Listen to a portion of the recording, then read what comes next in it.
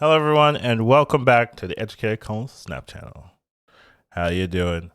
So today I wanted to fully cover Nebula. I think it's been almost a month since it came out. There's still like a week left, but I just wanted to talk about my thoughts on this card, whether I think it's worth spending your money on, and generally how it fits in the meta game.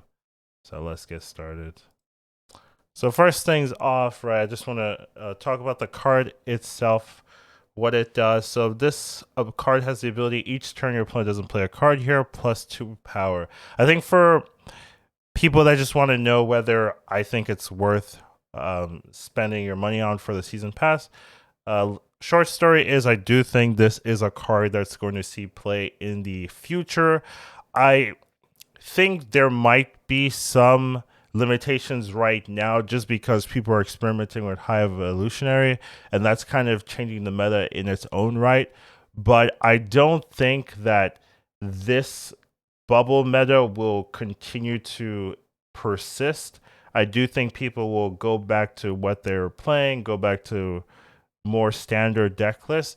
And I just think Nebula and Kitty Pride are the best ones the best universal ones you can put in your deck if you need one or two ones to play in your game. Now, obviously, there are other ones that fit different compositions, but for just using, hey, I need a one drop, what are some of the best ones you can play? It used to be Sunspot.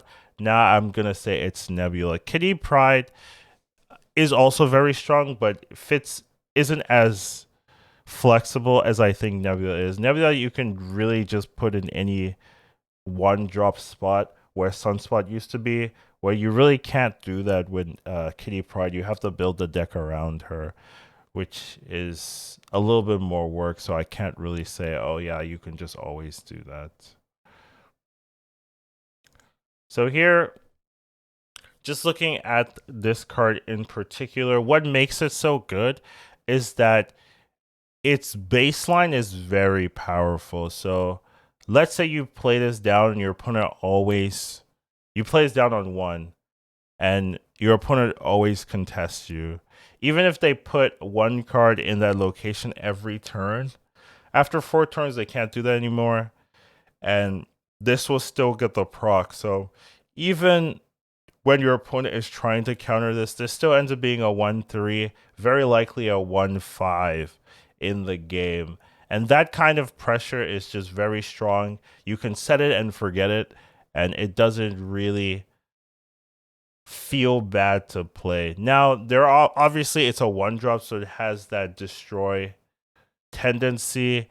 And also there are some cards that don't mind having this on the board. Kitty Pride, especially, you can always just play into that lane and not care.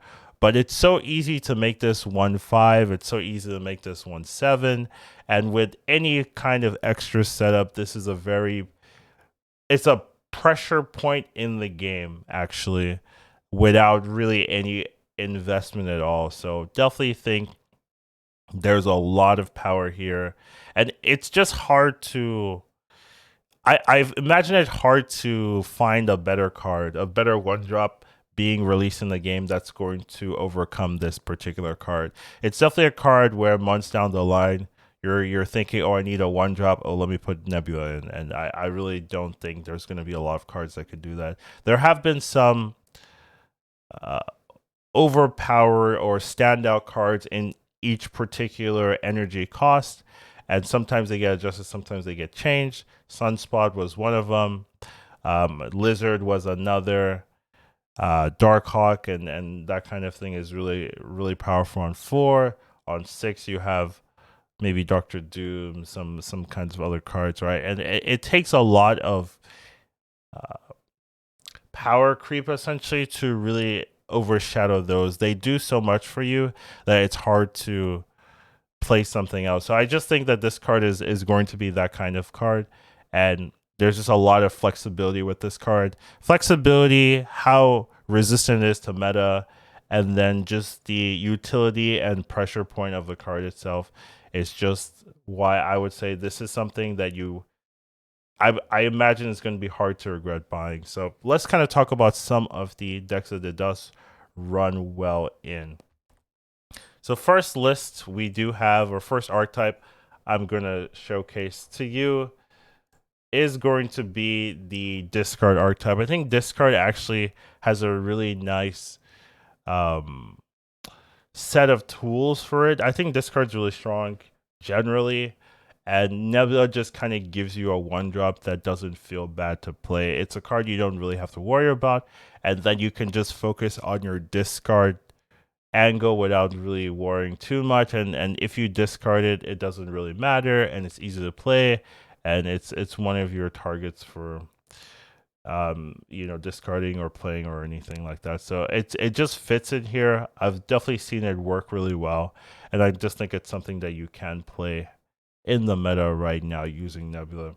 Now, obviously, next thing we will talk about is High Evolutionary. A lot of people are playing a ton of High Evolutionary decks, and it seems that a lot of people think that High Evolutionary Control is really one of the better ways to pilot it. Some people are saying it's like the best way. I wouldn't necessarily say it's the best, but I do think it's viable for sure. But I think a lot of things are viable anyway. So, but in that High Evolutionary deck, Nebula does stand as a particular optimal one drop, since you can combo with Storm, you can combo it with Professor X, and really just have a really easy pressure point to contest your opponents in one lane and then just use Hulk to win another lane. So that strategy has been working out pretty well for people, and I can definitely see the appeal there. Next up, I want to talk about is this kind of new Doom Wave Leader Lad deck, where it's kind of taking advantage of the, I guess, the power of Wave to deny your opponent's plays, and then you can lock it down with the leader. So because of this, you don't necessarily get to do a lot of plays into this particular list, and the Nebula just lets you play something and have control. Since you're running Wave, they can't really flood every single turn, and you just counter them with the leader, you counter them with the lad, you counter them with the Darkhawk. So it's a new deck that I see a lot. I played into multiple of these in the tournament recently, and I could definitely see why it works, why it feels good. And Nebula just kind of fits in where the Sunspot would be. Next up here is the old Stature Black Bolt Jeff Stature deck.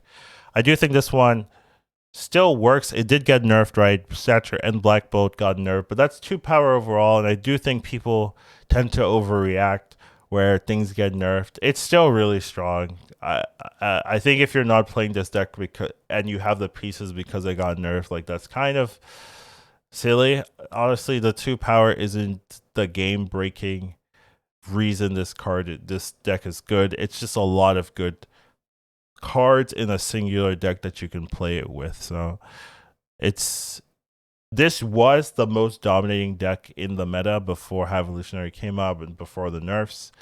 And Nebula was a pretty important piece. It just gives you a nice pressure point where you can do with as you will. So that's the type of decks Nebula can fit in. There's a lot of flexibility in what Nebula brings, and you can just play it in and have a big pressure point that you can supplement a little bit and then focus on other lanes. And here I wanted to have a deck where it's where Sunspot would normally be, but since you have Nebula, you can put it in. And I think Nebula just works better than Sunspot in a lot of cases. So this is just a Wong ongoing deck where you have the Wong and you're using, Dr. Doom or Odin, whatever you want, to kind of give you that win condition. It's a pretty noob friendly deck. I mean, there is Dr. Doom and Wong that you do have to get, but those are the only 2 that you really need. And this is a list where you could definitely see Sunspot in, but because Nebula doesn't have to rely on that absorbing energy function, you can just have it as a clean one drop and really just smoothly grind into it. So it's that kind of thing that lets it feel better than Sunspot. Obviously, Sunspot got nerfed a little bit, but even with the extra 1 power, that's not really going to overcome exactly what Nebula brings. Still think it would still be better even if Sunspot was a 1/1. And then next up, we do have like a regular control list. This is the kind of list that kind of got thought of before Nebula was revealed, just kind of taking advantage of the fact that people want to play into a Nebula location, and then you could punish them with the Starlord, you can punish them with the Rocket Raccoon, and just do things like that. You also have the Storm and the First X to lock down those locations to guarantee the proc. So that kind of thing, this does work as well. Obviously, I think there are slightly better versions, especially the high evolutionary version and things like that are a little bit better.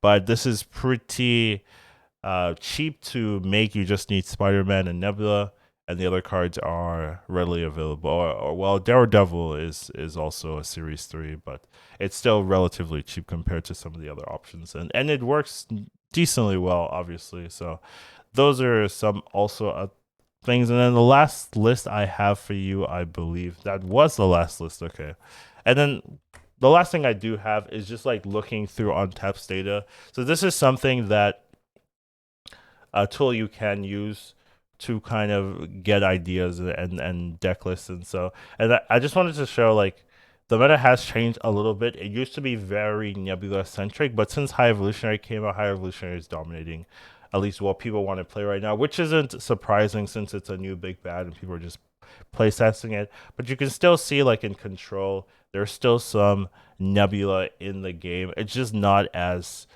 prevalent as, let's say, 30 days ago. If you switch it to 30 days ago and you do some like game count, you'll see Nebula is like by far the most played deck list, and it's in so many decks to play. But as the meta has changed a little bit, right, you don't see as much Nebula, so you do have to, you could say, oh, Nebula got nerfed, or not nerfed, but Nebula got affected by the meta, and now you're not seeing as many. But I just think it's just a bubble of people playing with the new High Evolutionary cards, and High Evolutionary doesn't need to play Nebula or anything like that. You can definitely do so many decks, and people are just experimenting. But I think once things settle and people know, oh, this is the High Evolutionary deck list I want to play, or the list that's meta, you'll start having more Nebula staples as a common one drop. And I just think multiple months into the game, you're still going to be seeing Nebula.